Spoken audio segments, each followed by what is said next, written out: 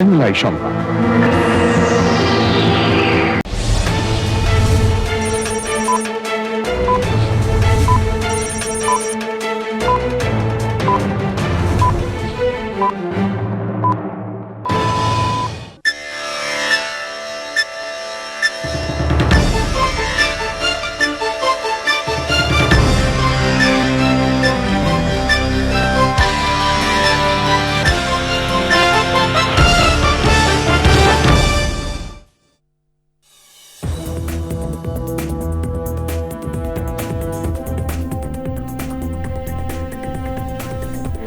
আসসালামু আলাইকুম, স্বাগত জানাচ্ছি চ্যানেল আই সংবাদে। আমি রিদিতা রেজা। শুরুতেই জানিয়ে দিচ্ছি ফ্রেশ আটা ময়দা সুজি সংবাদ শিরোনাম। জুলাই শহীদ ও আহতদের পরিবারের সমস্যা স্থায়ী সমাধানে তারেক রহমানের প্রতিশ্রুতি, আন্দোলনকে দলীয় স্বার্থে ব্যবহারের চেষ্টা প্রতিরোধের আহ্বান। টিটিএ মানুষ মারাকে মব বলে বিপ্লবকে প্রশ্নবিদ্ধ করা হচ্ছে, তাজুল ইসলামের অভিযোগ, নতুন বাংলাদেশে এটি বরদাস্ত করা হবে না, হুঁশিয়ারি।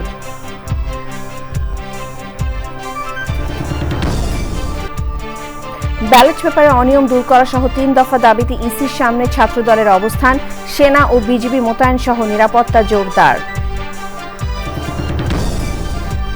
মোহাম্মদপুরে ৯ জনকে হত্যা মামলায় তাপস নানক সহ পলাতক ২৪ জনের বিরুদ্ধে গ্রেফতারি পরোয়ানা, ২৯ জানুয়ারি হাজির করার নির্দেশ। নারীকে দূরে সরিয়ে রেখে কোনো উন্নয়ন সম্ভব নয় বললেন জাইমা রহমান, নারীর অধিকার প্রতিষ্ঠায় পুরুষদেরও ভূমিকা রাখার আহ্বান। এবং বিপিএলে দিনের প্রথম ম্যাচে নোয়াখালীর বিপক্ষে রংপুরের ৮ উইকেটের জয়, টুর্নামেন্টের ইতিহাসে অষ্টমবারের মতো একই ম্যাচে ২ সেঞ্চুরি।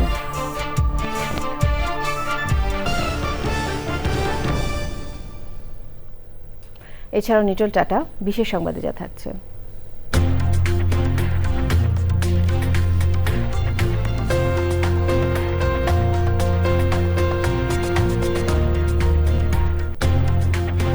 ঢাকা বিশ্ববিদ্যালয়ের অধ্যাপক সিতারা পারভিন পুরস্কার প্রদানের খবর।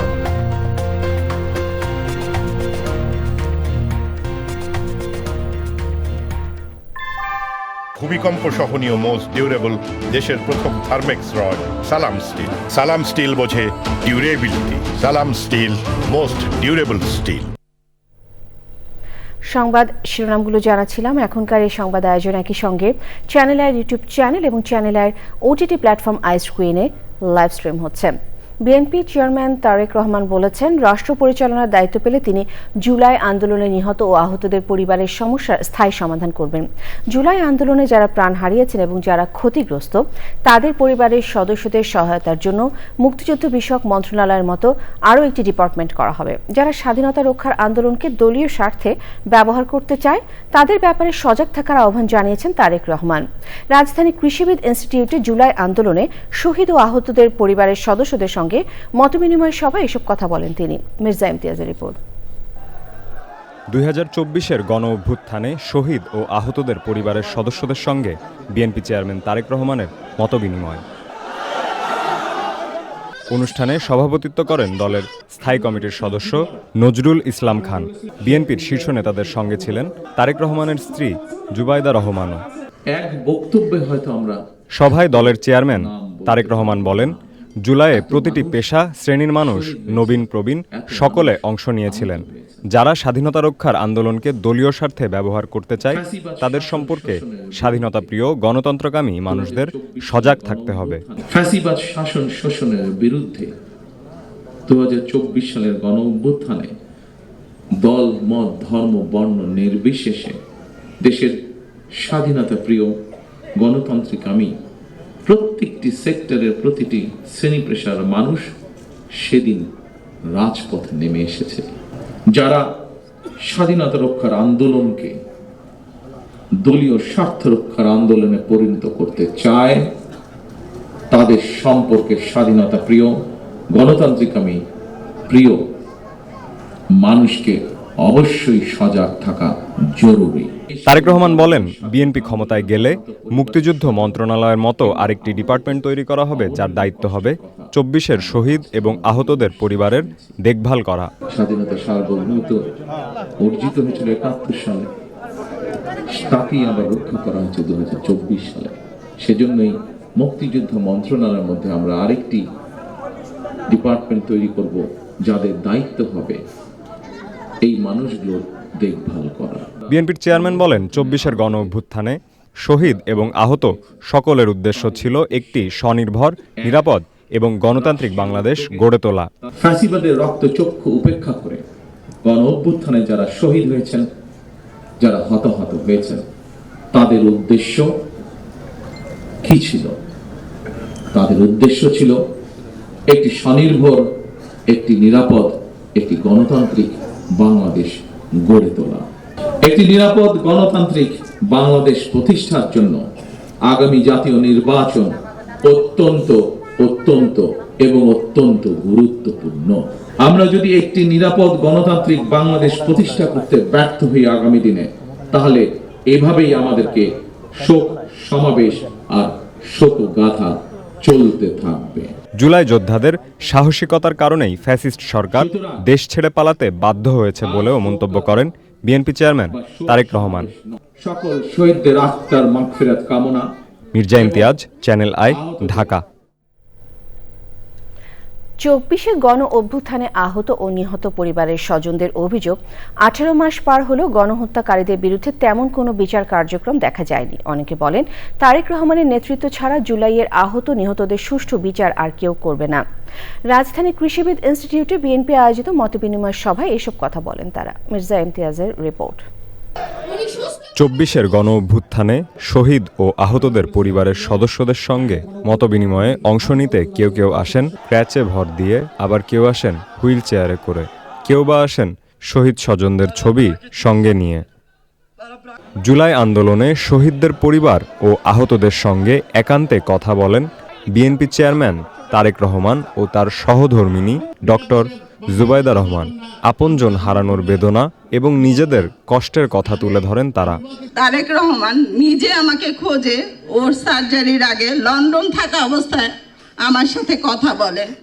ইভেন উনি বলে, আপনার ভাইরা যেমন আপনার পাশে আছে, আমি ইনশাল্লাহ আপনার পাশে থাকি, যেখানেই থাকি। প্রায় ১-১.৫ মাস ধরে বিভিন্ন মন্ত্রণালয়ে ঘুরতেছি যে তারা এতিম বাচ্চা, তাদের একটু লেখাপড়ার ব্যবস্থা করে দেন। কোনো মন্ত্রণালয় সাড়া দিচ্ছে না। অনেকে বলেন, তারেক রহমানের নেতৃত্ব ছাড়া জুলাইয়ের আহত নিহতদের সুষ্ঠু বিচার আর কেউ করবে না। আহত যোদ্ধারা আছে এবং শহীদ পরিবার আছে, তাদের পুনর্বাসনের জন্য যা করণীয় উনি তা করবে, এই প্রত্যাশা রাখতেছি। আমরা যে আশা নিয়ে ইন্টারিম সরকারকে গঠন করেছিলাম, আজকে সেই আশা আমাদের পূরণ হয়নি। আমার ছেলের খনি আমার সামনে, সে বাসায় তার সংসার নিয়ে বসবাস করছে। আপনাদের কাছে একটি অনুরোধ করব, আপনারা অন্তত এই শহীদ এই বিচারটুকু যেন এই বাংলা মাটিতে করা হয়। আমাদের আহত নিহত এই বিচার জনাব তারেক রহমান ছাড়া কেউ করতে পারবে না। তারেক রহমান ও ডক্টর জুবাইদা রহমান মনোযোগ দিয়ে তাদের কথা শোনেন এবং একই সঙ্গে তাদের পাশে থাকার প্রতিশ্রুতি দেন। Mirza Imtiaz, Channel I, Dhaka. এবারে জাতীয় সংসদ নির্বাচন 2026।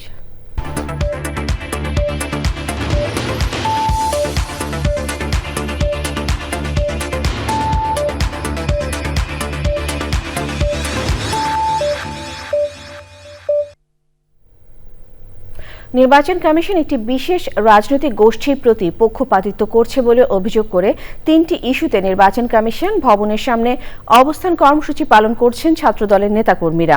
বিকেলে দলের মহাসচিব মির্জা ফখরুল ইসলাম আলমগীর নির্বাচন কমিশনে পোস্টাল ব্যালট বিতর্ক সহ ইসিতে বিভিন্ন বিষয়ে আনুষ্ঠানিক অভিযোগ করেন। নির্বাচন কমিশন ভবনে নিরাপত্তায় সেনাবাহিনী, বিজিবি সহ আইন শৃঙ্খলা রক্ষাকারী বাহিনী মোতায়েন করা হয়েছে। সেখানে আছেন শহীদুল্লাহ রাজু, আমরা সরাসরি তার সাথে যোগাযোগ করছি। রাজু,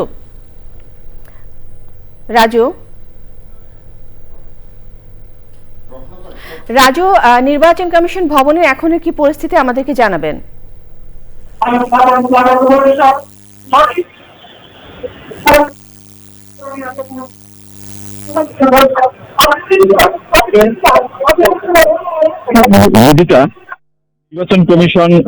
নির্বাচন কমিশনের বিএনপির মহাসচিব মির্জা ফখরুল ইসলাম আলমগীর তিনি বিকেলে এসেছেন এবং নির্বাচন কমিশনে অনেকগুলো অভিযোগ দাখিল করেছেন।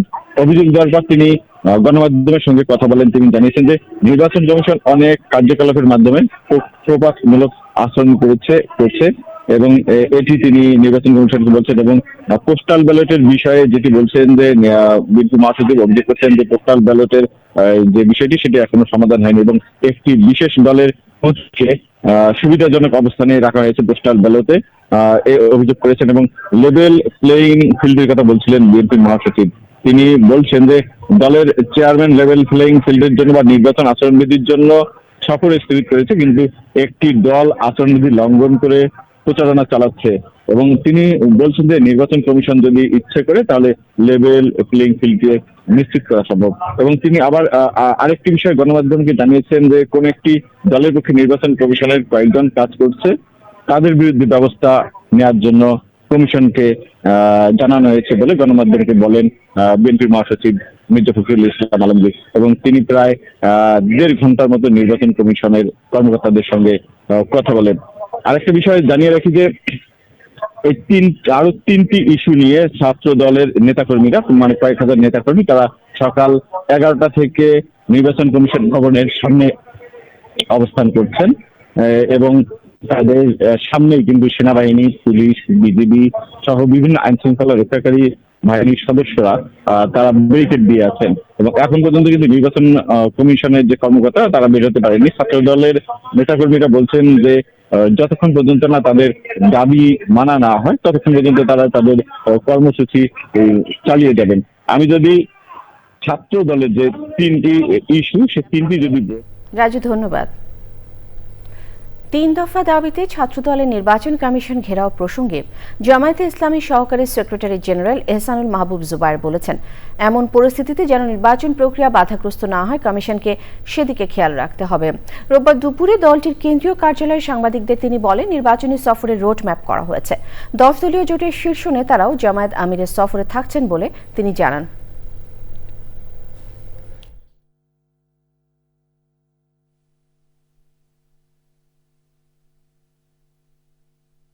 কিন্তু এমন কোনো সিদ্ধান্ত দেওয়া ঠিক না যেতে ছাত্র সমাজ অথবা সাধারণ মানুষ যাতে মানে ক্রুদ্ধ হন বা ক্ষুব্ধ হন গিয়ে।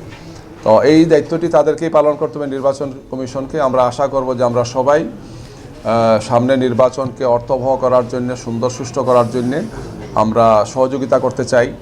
তবে নির্বাচন কমিশনকে এক্ষেত্রে নিরপেক্ষ থেকে কোনো বিশেষ দলের দিকে না হেলে ওনারা নিরপেক্ষভাবে দায়িত্ব পালন করবেন, এটাই আমাদের প্রত্যাশা। ইঞ্জিনিয়ার সাহেব, বাড়ির ডিজাইন তো হলো, কিন্তু কোন রড দিয়ে বাড়ি বানাবো? অবশ্যই আকিজ ইস্পাত, কারণ ভালো মানের 500W রডের yield strength 500 MPa, tensile strength 625 MPa আর সর্বোচ্চ গুণগত মানের আকিজ ইস্পাতের টেনসাইল স্ট্রেংথ 700 MPa, অর্থাৎ ভালো মানের রডের থেকেও 12% বেশি।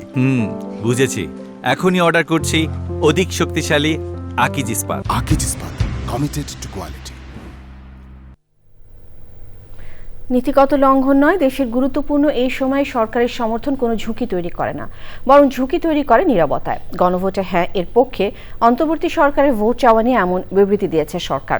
প্রধান উপদেষ্টার প্রেস উইং থেকে পাঠানো বিবৃতিতে বলা হয়েছে যে সংস্কারের জন্য অন্তর্বর্তী সরকার দায়িত্ব নিয়েছে, তার সমর্থন না করলে জনগণের আস্থা ক্ষুণ্ণ হবে, ভোটাররা বিভ্রান্ত হবে এবং পরিবর্তনের ধারাবাহিকতা নষ্ট হবে। হ্যাঁ এর পক্ষে ভোট চাওয়ার সমালোচনার জবাবে সরকার বলছে, বাংলাদেশের বর্তমান রাজনৈতিক বাস্তবতায় অন্তর্বর্তী সরকারের ম্যান্ডেট এবং আন্তর্জাতিক গণতান্ত্রিক চর্চার আলোকে মূল্যায়ন করলে এ ধরনের সমালোচনার ভিত্তি নেই। বিবৃতিতে বলা হয়েছে, প্রধান উপদেষ্টার অবস্থান ধারাবাহিকতা ও জবাবদিহিতারই প্রকাশ।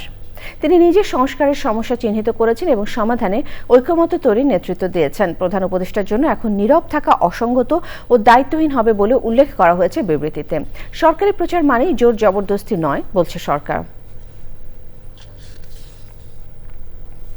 স্বরাষ্ট্র উপদেষ্টা অবসরপ্রাপ্ত লেফটেন্যান্ট জেনারেল জাহাঙ্গীর আলম চৌধুরী বলেছেন, পুলিশ কোনো রাজনৈতিক দলের রক্ষক নয়, তারা জনগণের করের টাকায় পরিচালিত রাষ্ট্রের কর্মচারী। পুলিশ বাহিনীর মূল দায়িত্ব জনগণের সেবা এবং আইনের শাসন নিশ্চিত করা। রাজশাহী সারদায় বাংলাদেশ পুলিশ একাডেমিতে সহকারী পুলিশ সুপারদের সমাপনী কুচকাওয়াজ অনুষ্ঠানে প্রধান অতিথির বক্তব্যে তিনি বলেন, আসন্ন সংসদ নির্বাচন অবাধ, সুষ্ঠু ও নিরপেক্ষভাবে সম্পন্ন করতে পুলিশ বাহিনী সম্পূর্ণ প্রস্তুত রয়েছে। নির্বাচনকালীন নিরাপত্তা নিশ্চিতে প্রায় 1 লাখ পুলিশ সদস্যকে বিশেষ প্রশিক্ষণ দেওয়া হয়েছে।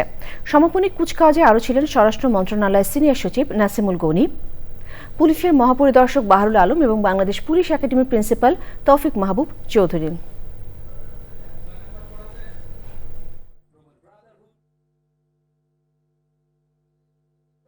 শতভাগ নিরপেক্ষতা সঙ্গে দায়িত্ব পালন করতে হবে।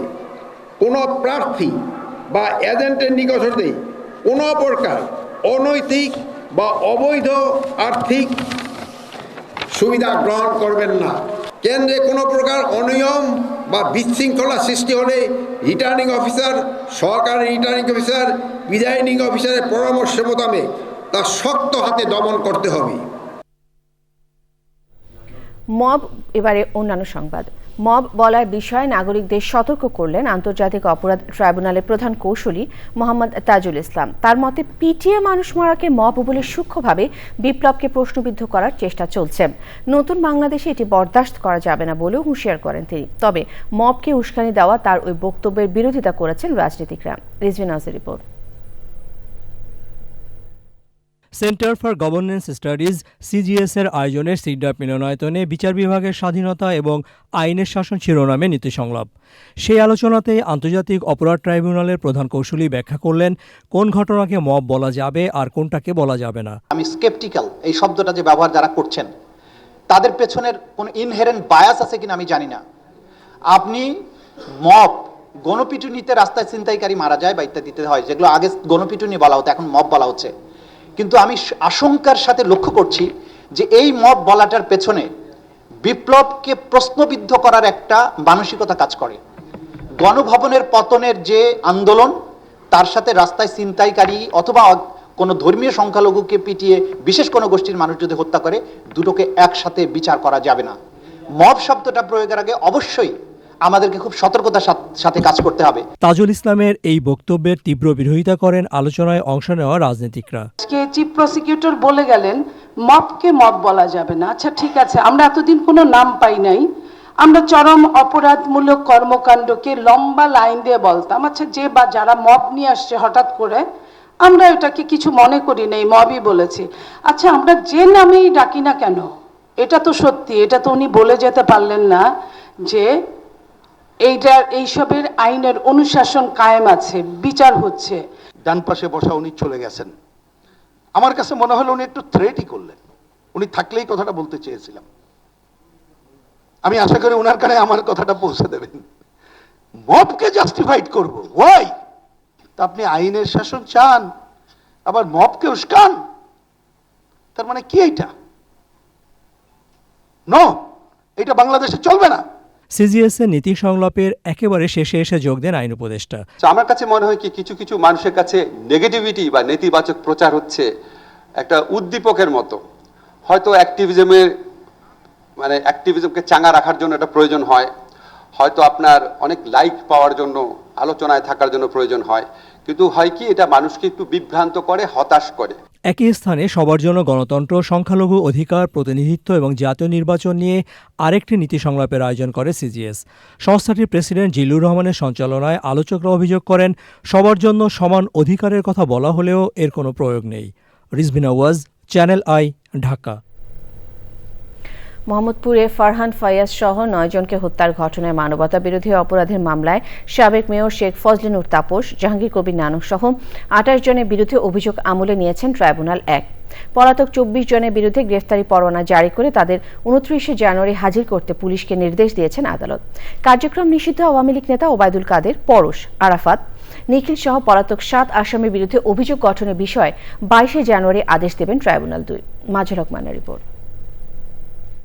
24-এর গণ অভ্যুত্থানের সময় 18 ও 19 জুলাই মোহাম্মদপুরে ফারহান ফায়াজ, মাহমুদুর রহমান সৈকত সহ 9 জনকে হত্যার ঘটনায় হওয়া মামলায় 28 আসামির বিরুদ্ধে অভিযোগ আনে প্রসিকিউশন। তারা হলেন সাবেক মেয়র শেখ ফজলে নূর তাপস, জাহাঙ্গীর কবির নানক সহ 28 জন। শুনানিতে চিফ প্রসিকিউটর বলেছেন, শেখ হাসিনার সাথে তাপসের ফোনালাপের পর মোহাম্মদপুরে হামলা ও হত্যার ঘটনা ঘটেছে। এই ঘটনার প্রত্যক্ষ ভূমিকা রেখেছে জাহাঙ্গীর কবির নানক সহ নিষিদ্ধ ঘোষিত আওয়ামী লীগের নেতাকর্মী ও সে সময়ের পুলিশ কর্মকর্তা। যুবলীগের নেতা বা আওয়ামী লীগের নেতা জাহাঙ্গীর কবির নানক সহ মোট 28 জন আসামির বিরুদ্ধে অভিযোগ আমলে গ্রহণ করেছেন এবং আগামী 29শে জানুয়ারি আসামিদেরকে গ্রেপ্তার করে তাদেরকে আদালতে উপস্থিত করার জন্য আইন শৃঙ্খলা রক্ষাকারী বাহিনীকে নির্দেশ দিয়েছেন। এই যে ষড়যন্ত্র এবং পরিকল্পনা শেখ হাসিনার সাথে তাপসের এটা হয়েছিল, তারই ফলশ্রুতি ছিল মোহাম্মদপুর এলাকায়। ওবায়দুল কাদের সহ পলাতক 7 আসামির বিরুদ্ধে অভিযোগ গঠনের ওপর উভয় পক্ষের বক্তব্য উপস্থাপন শেষে আদেশ দেন ট্রাইব্যুনাল 2। ওবায়দুল কাদের জুলাই গণঅভ্যুত্থান চলাকালে উনি বলেছেন যে আত্মস্বীকৃত রাজাকারদের জন্য ছাত্রলীগই যথেষ্ট। এই কথা বলার পরে এই মামলার অন্যান্য আসামিদের নেতৃত্বে ছাত্রলীগ, যুবলীগ কিভাবে আন্দোলনকারীদের উপর ঝাঁপিয়ে পড়েছে, হত্যা করেছে।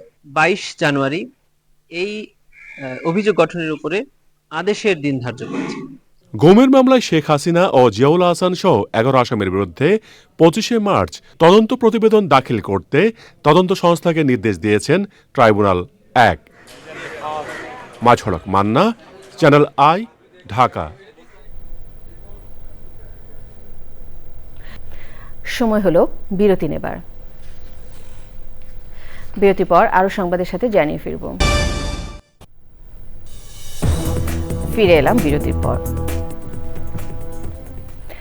বেগম খালেদা জিয়া দৌহিত্রী ব্যারিস্টার জাইমা রহমান বলেছেন, নারীকে দূরে সরিয়ে রেখে কোনো উন্নয়ন সম্ভব নয়। তাই দেশের অর্থনীতিতে নারীর অংশগ্রহণ আরও বাড়াতে হবে, নারীর প্রতি বৈষম্যমূলক দৃষ্টিভঙ্গি পাল্টাতে হবে। জাইমা রহমান আরও বলেন, নারীর অধিকার প্রতিষ্ঠায় পুরুষেরও নিজ অবস্থান থেকে ভূমিকা রাখতে হবে। জাকি আক্তারের রিপোর্ট। রাজধানীর খামারবাড়িতে কৃষিবিদ ইনস্টিটিউটে ঢাকা ফোরাম আয়োজিত জাতি গঠনে নারী, নীতি, সম্ভাবনা এবং বাংলাদেশের ভবিষ্যৎ শীর্ষক আলোচনা সভায় প্যানেল আলোচনায় নারীর ক্ষমতায়ন, কর্মসংস্থান, চিকিৎসা সেবা সহ নানা বিষয়ে কথা বলেন সমাজকর্মী ও নারী উদ্যোক্তারা। আলোচনা সভায় উপস্থিত হন বেগম খালেদা জিয়ার দৌহিত্রী, বিএনপি চেয়ারম্যান তারেক রহমানের কন্যা ব্যারিস্টার জাইমা রহমান। দেশের নীতি নির্ধারণী বিষয়ে দেওয়া প্রথম বক্তব্যে জাইমা বলেন, নিজের ছোট্ট জায়গা থেকেও সমাজের জন্য, দেশের জন্য কিছু করার আন্তরিকতা সবার মধ্যে থাকতে হবে। আমাদের আদর্শ আলাদা, অভিজ্ঞতা আলাদা, দৃষ্টিভঙ্গিও আলাদা, কিন্তু তারপরেও আমরা একসাথে বসেছি, আলোচনা করছি, কারণ আমরা সবাই দেশের জন্য, দেশের মানুষের জন্য ভাবছি। আর এই ভিন্নতা নিয়ে একসাথে কথা বলছি, একের পর এক শুনছি। এটাই গণতন্ত্রের আসল সৌন্দর্য। কিছু করার আন্তরিকতা আমাদের সবার মধ্যে থাকা উচিত। আজ আমি এসেছি শুধু শুনতে, শিখতে এবং একসাথে কাজ করার মনোভাব নিয়ে এগিয়ে যেতে। নারী শিক্ষায় সাবেক প্রধানমন্ত্রী বেগম খালেদা জিয়ার অসামান্য অবদানের কথাও তুলে ধরেন জাইমা রহমান। আম্মা আব্বা একদিন দাদুকে সকাল সকাল দেখতে গেছিল, তো নার্স তারপরে বলেছে যে, ও আমি তো আপনার মাকে চিনেছি। আম্মু আব্বু বললো, কিভাবে? আপনার মাই প্রথম ইলেক্টেড প্রাইম মিনিস্টার বাংলাদেশের না? আম্মু আব্বু তো অবাক, হ্যাঁ আপনি কিভাবে জানেন? তো নার্স তারপরে বললো যে, আপনাদের যে উনি যে এত কিছু করেছেন এই মেয়েদের শিক্ষার জন্য, স্পেশালি প্রাইমারি এডুকেশন, আমাদের সরকার ওই 35-30 বছর আগে দেখে ইমপ্লিমেন্ট করেছিল। আর ওই কারণে লক্ষ লক্ষ মেয়েরা গ্রাম অঞ্চলে, ওদের দেশে গ্রাম অঞ্চলে বিভিন্ন জায়গা সদরে এখনো শিক্ষা পাচ্ছে, অন্তত প্রাইমারি এডুকেশন লেভেলে। সো ভাবলাম একটু শেয়ার যদি করে এখানেই করবো আপনাদের সাথে। অনুষ্ঠান থেকে বিভিন্ন খাত থেকে আসা তরুণীদের সংগ্রাম, সম্ভাবনা ও নানা পরিকল্পনা কথা শোনেন Zaima Rahman. Zaki Akhtar, channel I, Dhaka. Greenland দখলের বিরোধিতা করায় ইউরোপের 8 দেশের উপর 10% বাড়তি শুল্ক আরোপ করেছেন মার্কিন প্রেসিডেন্ট ডোনাল্ড ট্রাম্প। 1 ফেব্রুয়ারি থেকে এই শুল্ক কার্যকর হবে। 1 জুন থেকে শুল্ক হার 25% করারও ঘোষণা দিয়েছেন ট্রাম্প। এই পদক্ষেপকে সম্পূর্ণ ভুল বলেছেন যুক্তরাজ্যের প্রধানমন্ত্রী কিয়ার স্টারমার। অন্যদিকে ফরাসি প্রেসিডেন্ট এমানুয়েল ম্যাক্রো এটিকে অগ্রহণযোগ্য বলে অভিহিত করেছেন। গ্রিনল্যান্ড এবং ডেনমার্কে হাজার হাজার মানুষ প্রস্তাবিত মার্কিন অধিগ্রহণের প্রতিবাদে রাস্তায় বিক্ষোভ করেছে। এদিকে ট্রাম্পের হুমকির প্রেক্ষিতে ইউরোপীয় ইউনিয়ন আজ ব্রাসেলসে জরুরি বৈঠক ডেকেছে। সংবাদ সংস্থা রয়টার্স জানিয়েছে বৈঠকে ইইউর 27টি দেশের রাষ্ট্রদূত অংশ নেবেন। নিটল টাটা, বিশেষ সংবাদ।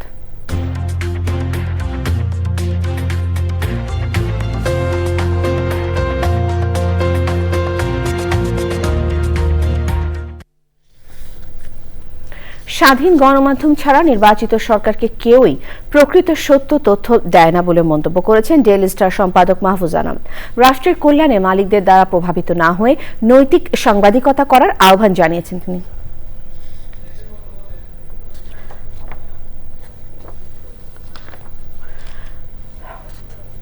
ঢাকা বিশ্ববিদ্যালয়ের অধ্যাপক সিতারা পারভিন পুরস্কার প্রদান অনুষ্ঠানে এসব কথা বলেন ডেইলি স্টার সম্পাদক। পুবারি ব্যাংক বাণিজ্য সংবাদ।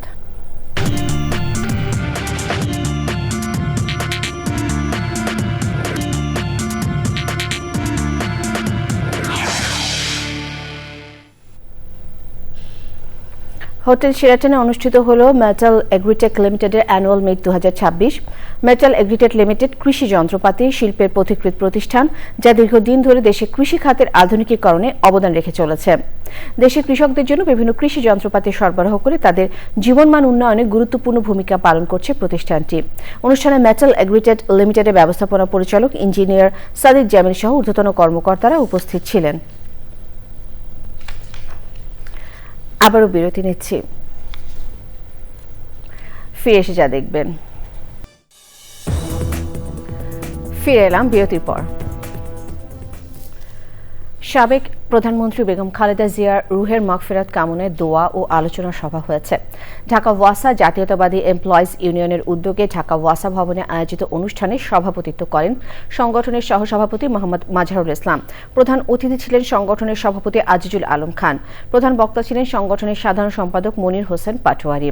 অনুষ্ঠান বাস্তবায়ন কমিটির আহ্বায়ক মাসুদুর রহমানের সঞ্চালনায় আরও উপস্থিত ছিলেন সংগঠনের সাংগঠনিক সম্পাদক বজলুল করিম, কার্যকরী সভাপতি মোহাম্মদ আব্দুল মান্নান, অতিরিক্ত সাধারণ সম্পাদক মাহবুবুর রহমান সহ অন্যরা। বক্তারা বেগম খালেদা জিয়ার রাজনৈতিক জীবনে বিভিন্ন দিক তুলে ধরে তার রুহের মাগফিরাত কামনা করেন। সবশেষে ফ্রেশ আটা ময়দা সুজি সংবাদ শিরোনামগুলো আরও একবার। জুলাই শহীদ ও আহতদের পরিবারের সমস্যার স্থায়ী সমাধানে তারেক রহমানের প্রতিশ্রুতি, আন্দোলনকে দলীয় স্বার্থে ব্যবহারের চেষ্টা প্রতিরোধের আহ্বান। পিটিএ মানুষ মারাকে মব বলে বিপ্লবকে প্রশ্নবিদ্ধ করা হচ্ছে তাজুল ইসলামের অভিযোগ, নতুন বাংলাদেশে এটি বরদাস্ত করা হবে না হুঁশিয়ারি।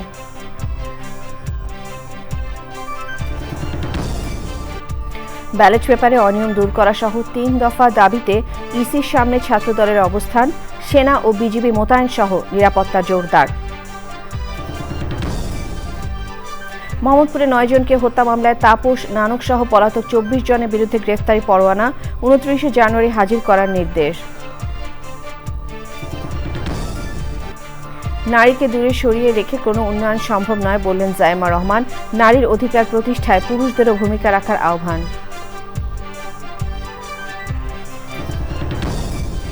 এবং বিপিএল এ দিনের প্রথম ম্যাচে নোয়াখালীর বিপক্ষে রংপুরের 8 উইকেটের জয়, টুর্নামেন্টের ইতিহাসে 8মবারের মতো একই ম্যাচে 2 সেঞ্চুরি।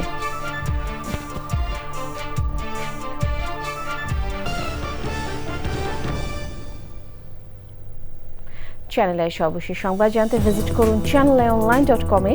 যুক্ত থাকুন আমাদের সোশ্যাল মিডিয়া প্ল্যাটফর্মগুলোর সাথে। শেষ করছি চ্যানেল আই সংবাদ। ধন্যবাদ।